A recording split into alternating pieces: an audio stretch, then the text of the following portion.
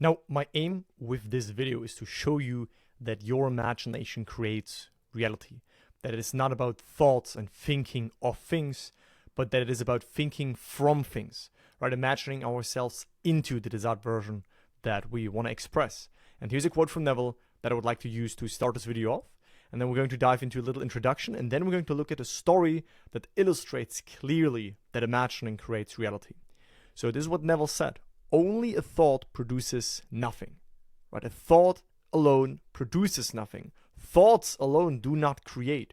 And this is a big misconception that's going on around the manifestation space, right? People think thoughts create, and you hear people shout, thoughts create, affirm, affirm, affirm. But that can sometimes lead to resistance. That can sometimes lead to even more disbelief in the manifestation, because people try to convince their rational mind, which can't believe in their manifestation right now. The rational mind is tied to the senses. It sees what is now there. So it's never our job to convince the rational mind. Our job is to shift our state, because our mind takes its cue based on the state that we're in. But to not overcomplicate this, let me dive right in and explain that to you. So, like Neville said, an idea which is only a thought, right, produces nothing, does not manifest something. In order to be awakened, but in order for that thought to actually be creative, so to speak, for that thought to actually manifest, motor elements must be employed, for imagination is spiritual sensation. And here we come to the main point. You can think of 1,000 things, right? You can think about this, and oh, that would be nice, and oh yeah, I want to have this, and yes, this is my desire. That is thinking of it, right? That is flirting with this state. Me and Josiah Brand, who also has an amazing YouTube channel on Neville's teachings, the Law of Assumption Manifesting, we did a call together and a video together, which is on my channel, and we talked about this concept of flirting with a state, thinking of things, right? But yet not be moved to act upon them, right? There is no motor element. It's just fantasizing and flirting with states, but not actually shifting in them so that we then act from this state, right? So a deep conviction, literally a shift in consciousness, where we generate this knowingness, this conviction, this faith that this is ours, that it is done, that we are now who we previously desired to be, is far more important than anything you could ever think. Everything we do, which is unaccompanied by a change of consciousness, is but futile readjustment of surfaces, right? It's just like putting on a band-aid on a broken leg, right? It is just futile readjustment of the surface level, but it's not really tackling the core, right? So an awakened imagination works with a purpose. So the goal right now with this video is to awaken your imagination, to stop thinking of desires and trying to convince your mind, no, but to awaken your imagination, which is spiritual sensation, and to sense, to experience that your wish is fulfilled. That is what Neville meant by imagining creates reality. Not thoughts create reality, right? Imagination, what is imagination? Imagination is consciousness in motion. We know that consciousness is the only reality, right? So whatever we are conscious of in the present moment, we can now in our sense world be here, but if we go within and we become conscious of hearing our friend say something, we become conscious of being in a completely different location, we are wherever we are in consciousness, because we are not bound to this physical body, right? We are not, in a sense, the body. We are perceiving the world through it, but we are not it. We are wherever we are in the present moment within consciousness. And imagination is consciousness in motion, right? Imagination allows us to shift into alternate states, into alternate versions of ourselves, into alternate realities, right? And consciousness is reality. Imagination is consciousness in motion, so imagination is the reality, right? And reality creates reality. Not a thought creates reality. We have to be who we want to be in order to see that expressed. We can't keep that at a distance. We have to fuse with it. So it is imagining that creates reality. And now I want to share with you a story from Neville directly, one of his students, so to speak. And in this story, it becomes very clear that it is about imagining. Okay, so let us dive into the story right now. So the question may arise as to how, by representing others to ourselves as better than they really were, or mentally rewriting a letter to make it conform to our wish, or by revising the scene of an accident, the interview with the employer, and so on, how all of that, right, how imagining things differently, how imagining things and experiencing things that are not in our sense world, how can that change what seems to be an unalterable fact of the past? But remember my claims for imagining creates reality. So if that sounds complicated, translated, what that simply means is that no matter what the facts present to you now, that is not final. That is past imaginal activity. That is old, unconscious, unwitting imaginal activity. That these are old states expressed. But don't take your cue from that. That's not the measurement on who you are right now. What comes next? That is what is now. But you will decide by within selecting a new state what appears on the outside next, what the mirror shows next. So let us look right now at the story where a woman took this principle of imagining creates reality to her advantage and manifested something amazing. So, a year ago, I took my children to Europe, leaving my furnished apartment in the care of my maid. When we returned a few months later to the United States, I found my maid and all my furniture gone. So there was a woman, and she had an apartment with a maid, and then she left that apartment and the maid took care of everything, right? She came back, everything gone.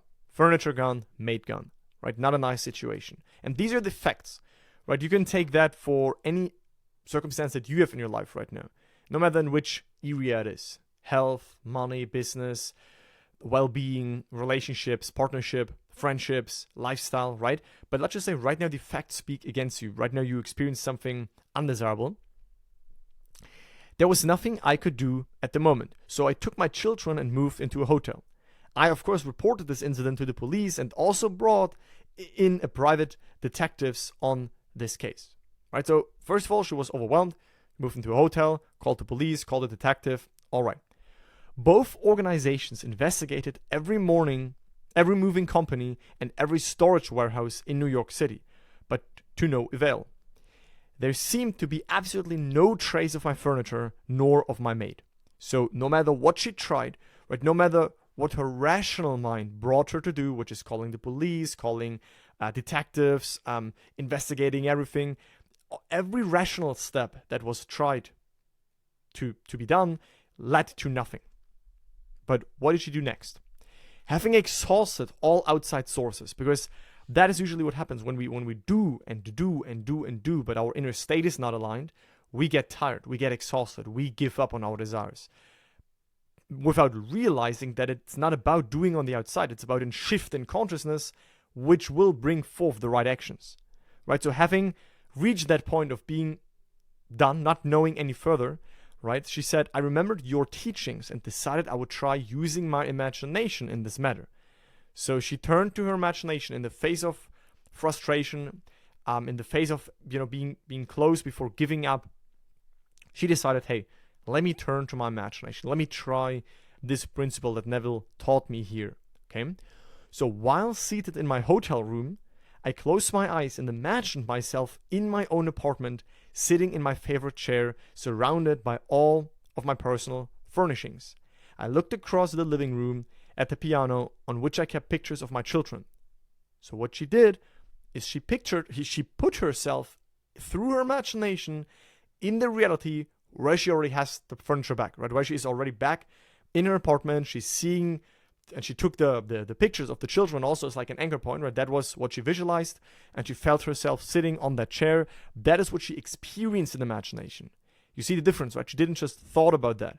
She didn't just flirt it with, oh, it would be nice if I get my furniture back, and let me think about this, let me affirm that I have it back. That's rational. No, she spiritually sensed it. She experienced it. She could have also heard something. She could have also touched something, which she maybe did, right? Because she imagined herself sitting on her chair and then seeing the pictures of her children, which implied to her that she is back in her apartment, that the furniture is back, right? She picked that scene because that is something that would only be possible to sit in this chair and see those pictures of the children when she would be in her apartment and the furniture is back, right? I would continue to stare at my piano until the entire room became vividly real to me.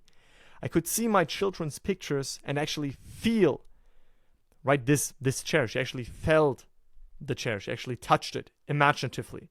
In my imagination, I sat. Right? She was there. Where we are in imagination, that is where we are. Within consciousness, she moved. She imagined herself into that reality where she has the furniture back. Through this scene, this implied it to her. So what happened next?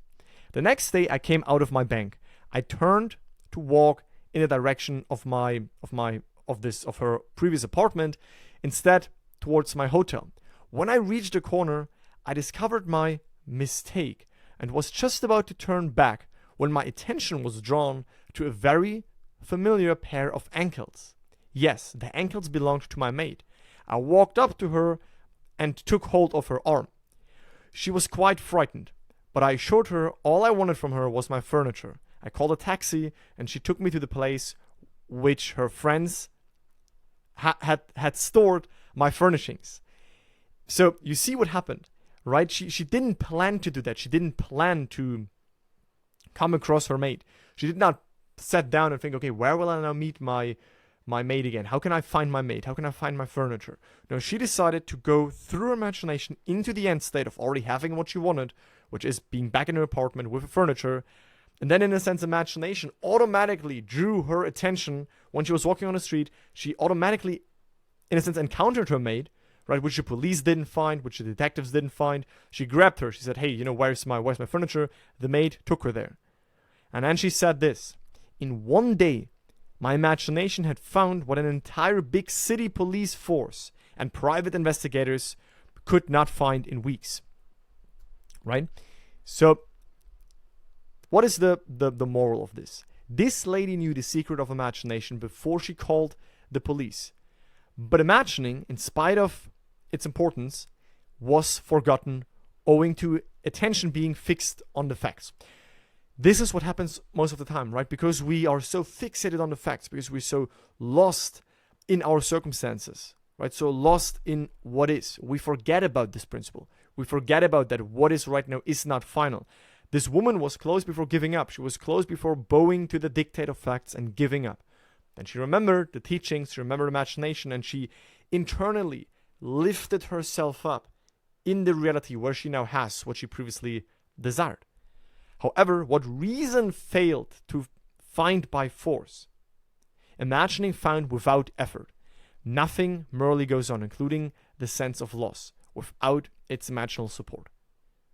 Right, so that story, I want this story to take this story to remind you of the power of your imagination. Imagination can do what your mind cannot accomplish. Imagination can do what every rational, potential, best action step can ever accomplish. Because imagination allows you to shift into the reality where things are as you want them to be, where it is accomplished. And that unseen act, that unseen state shift, that will pull you towards its fulfillment. You will walk across this bridge of incidents that will lead to the manifestation of your desire. So next time you feel stuck, next time you don't know what to do, next time you're about to give up, next time you don't know the best next step, next time the facts speak against your desire, remember that your desire exists as an invisible state which you can now occupy, not through thinking of it, but by seeing the world from it, by putting yourself in the end state and imagining something that implies you already have achieved it, you already are who you want to be.